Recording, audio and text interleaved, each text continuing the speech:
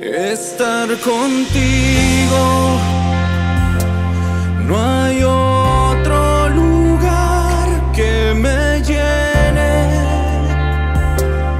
En la tempestad me das calma, nada detendrá tu fidelidad.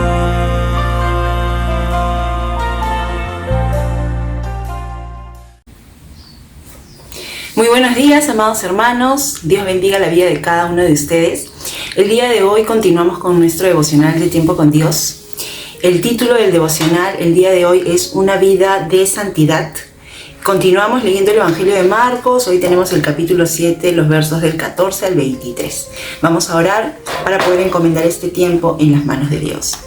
Padre, te damos gracias, Señor, en el nombre de Jesús, por un nuevo día que tú nos regalas, Señor, y la oportunidad como cada día, Señor, de poder recibir el alimento espiritual de tu palabra. Te pedimos, Señor, que tú puedas, Señor, abrir nuestros oídos espirituales, que pongamos atención a tu instrucción en este día. Pedimos la asistencia de tu Espíritu Santo, Señor, para que nosotros podamos poner por obra lo que hoy tú tienes a bien hablarnos. Te damos las gracias, Señor, en el nombre de Jesús. Amén y amén. Muy bien, vamos a leer el verso 14 al 16 primero para poder observar que aquí el Señor Jesús hace un cierre de lo que hemos visto el día de ayer en el devocional acerca de este acontecimiento donde se acercan a Jesús y a sus discípulos los fariseos, escribas, religiosos, ¿no? Que siempre estaban observando, y en este caso en particular observaron una situación en la que los discípulos tenían las manos sucias y estaban comiendo. Entonces Jesús quiere hacer aquí un cierre, ¿no? Con la multitud que tiene de testigos, ¿no? Siempre Jesús quiere enseñarles algo y que eso se quede en sus corazones, ¿no? Dice el verso 14, llamando así a toda la multitud, les dijo: oídme todos y entended, nada hay fuera del hombre que entre en él que lo pueda contaminar, pero lo que sale de él, eso es lo que contamina al hombre.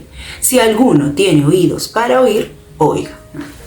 Siempre Jesús cierra o usa mucho esta frase como para poder decir, el que quiere realmente prestar atención, preste atención a esto, ¿no? Porque hay una enseñanza importante.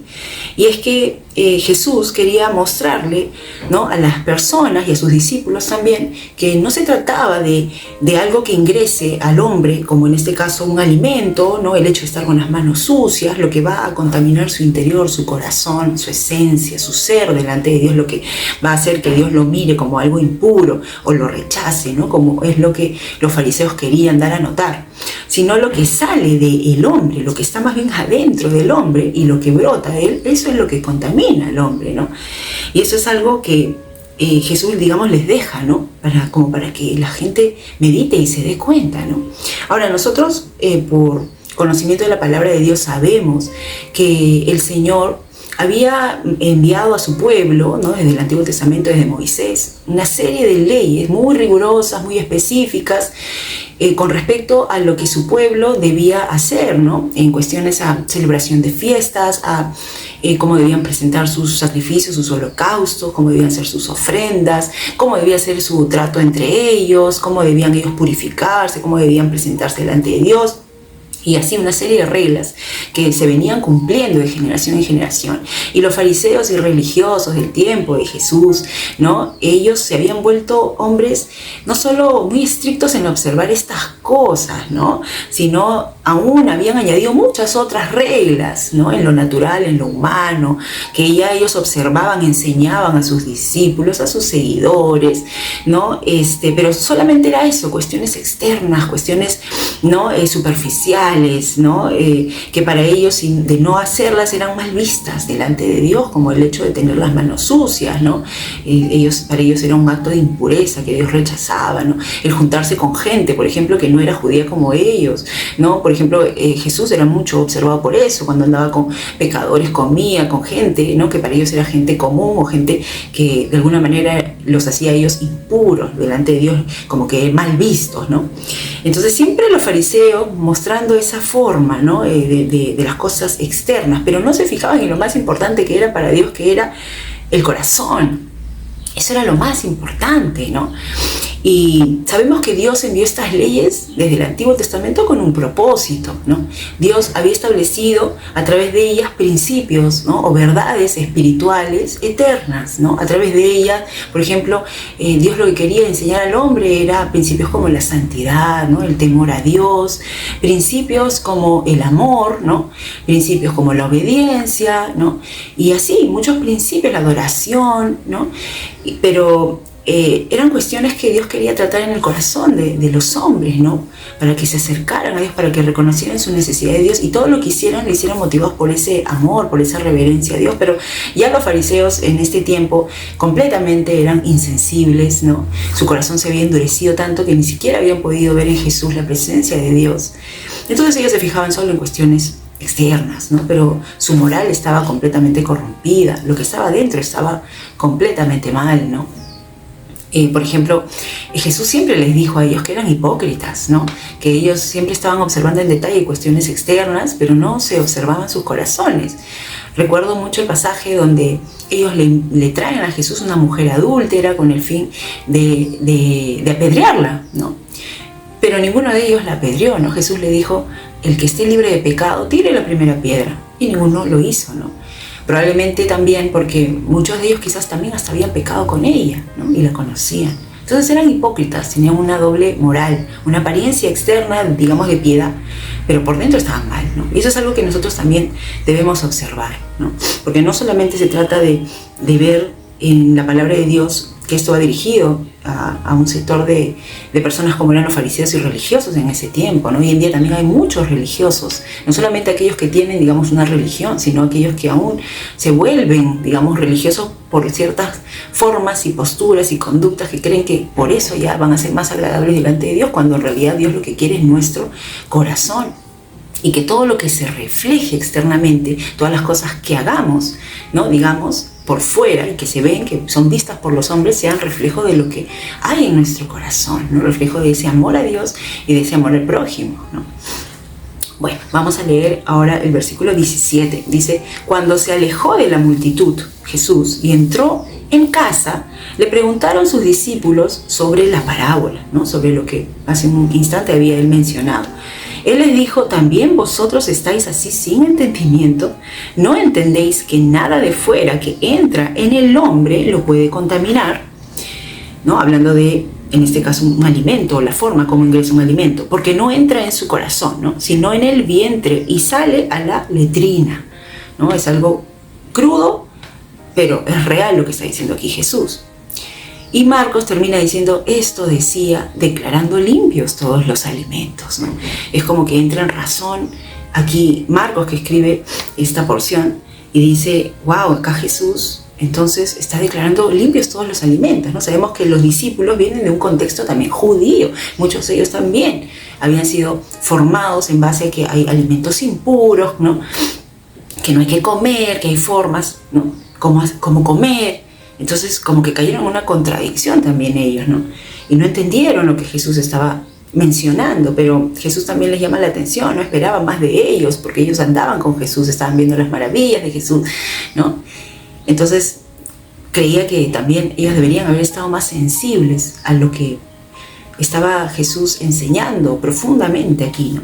Porque no se trataba del alimento en sí, ¿no? Los judíos pensaban que de repente el animal los hacía impuros a ellos, ¿no? Y no era así. Si un judío de repente consumía un cerdo, que es un animal impuro para ellos, ¿no? Esa impureza o esa contaminación o digamos, esa condición que ahora iba a estar mal delante de Dios, no era por el alimento en sí, ¿no? Era por la desobediencia, más bien, al quebrar esa ley o esa regla, ¿no? Las leyes evidenciaban la naturaleza caída del hombre, el pecado que estaba en ellos, el hecho de desobedecer. Eso es lo que contamina al hombre, ¿no? El pecado de la desobediencia. No el animal, no estaba en el animal, sino dentro del corazón mismo del hombre, ¿no? Versículo 20. Pero decía que lo que sale del hombre, eso contamina al hombre. Nuevamente, Jesús dando hincapié a esto. Porque de dentro del corazón de los hombres, ¿qué salen? Salen los malos pensamientos, los adulterios, las fornicaciones, los homicidios, los hurtos, las avaricias, las maldades, el engaño, la lujuria, la envidia, la calumnia, el orgullo y la insensatez. Todas estas maldades salen de dentro y contaminan al hombre, ¿no? No están en las cosas de afuera, ¿no? Sino que ya está dentro del hombre, está en su corazón, ¿no? Estos versículos que en detalle Jesús menciona muchas cosas aquí realmente muy desagradables, o más bien dicho que desagradan a Dios, están en el corazón del hombre natural, ¿no? El hombre sin Dios nace en esa condición de pecado. La palabra de Dios dice que no hay justo ni aun uno, no hay quien entienda, no hay quien busque a Dios. Todos se desviaron, todos somos pecadores, nacemos destituidos o digamos lejos de la presencia de Dios, lejos, sin Dios. Así nace el hombre natural. Por lo tanto, dentro del corazón se van albergando toda esta serie de cosas, ¿no? Pero para nosotros que somos hijos de Dios, hemos experimentado un nuevo nacimiento, un nacimiento espiritual, ¿no?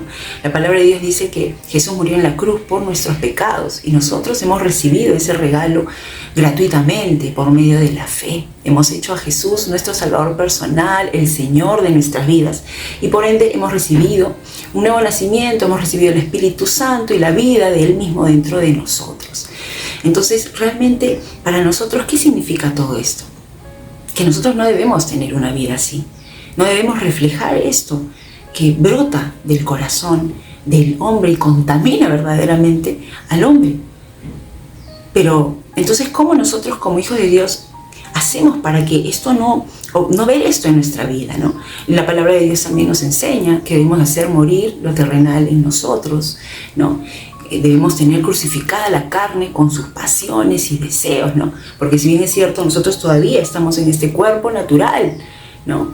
Pero tenemos la vida de Cristo en nosotros. Por lo tanto, tenemos que consumir la presencia de Dios, buscar de Dios, buscar su palabra, alimentarnos con la palabra de Dios, que es vida, que es sobrenatural, ¿no? Y que va a producir un cambio, evidentemente, en nuestra vida. Tenemos que buscar todo el tiempo esa presencia de Dios que va a traer esa llenura del Espíritu Santo en nosotros. La palabra de Dios dice que debemos andar en el Espíritu, no debemos satisfacer las cuestiones de la carne. Si nosotros buscamos en ayuno, buscamos en vigilia, hacemos nuestra parte, lo que a nosotros nos toca hacer, pues vamos a experimentar, reflejar a Cristo en nosotros y vamos a vencer sobre el pecado. La palabra de Dios en este día, el título del devocional, nos lleva a meditar en tener una vida en santidad, en darnos cuenta que todo esto que mencionaba Jesús es el corazón de un hombre sin Dios, de un hombre que no conoce a Dios y se fija en cuestiones externas. Para nosotros, los hijos de Dios, todo lo que nosotros podamos reflejar externamente debe ser más bien la consecuencia de un cambio que ya se produjo en nuestro interior.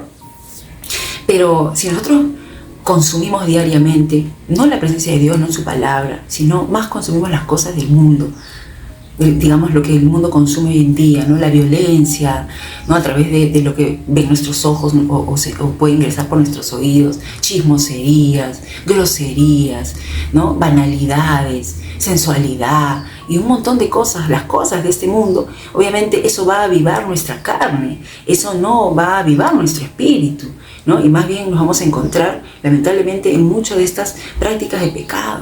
¿Y qué es lo que Dios quiere hablar a nuestro corazón en este día? Es que abandonemos estas prácticas, que para nosotros los hijos de Dios no debemos estar en esto, ¿no?